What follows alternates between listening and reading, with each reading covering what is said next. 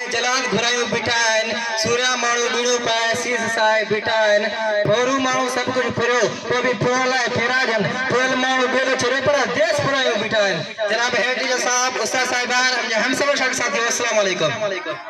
आज इन तक मौजूद है प्यारे मुल्क पाकिस्तान 14 अगस्त 1947 ईस्वी में वजूद में चढ़ जनाब मोहन जी के बार जी परवरिश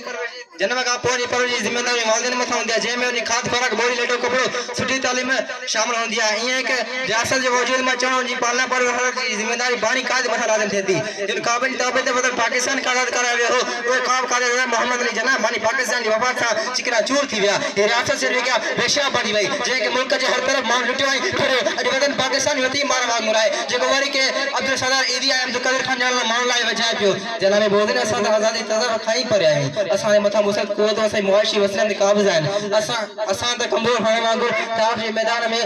मदद लाए वजाय पिया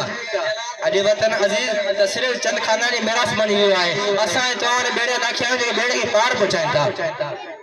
हिते कन मौज ॾिसो ज़रदार ज़ालिम हर घड़ी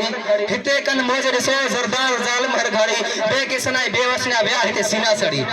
जनाब मोहसिन ये वतन असां जी बुजुर्ग वॾी कुर्बान हासिल कियो आहे उन मुल्क जी खुद मुख्तियारी तरक्की ऐं खुशहाली लाइ ताणी अवाम मसनाए घटायो सब्ज़ रंग जे पर्चे मेठां बि अॼु बि असां क़ौमी गिदड़ रक्स कयूं पिया पर असांजो मुस्तक़बिल असांजे वतन में वजूद कंहिंजे हथ में आहे का ख़बर न आहे असांखे आज़ादी खां अॻु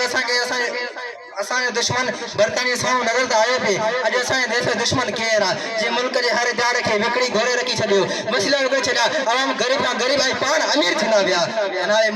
जनाब मौज़िन ये मुल्क एक इंकलाब के इंतजार में आए ऐं उहो इंकलाब असां ई तव्हां ईंदासीं पाकिस्तान हिकु दफ़ो ॿीहर तरक़ी कंदो सब जो इंशाअल्लाह पाकिस्तान जिंदाबाद खुदा हाफ़िज़।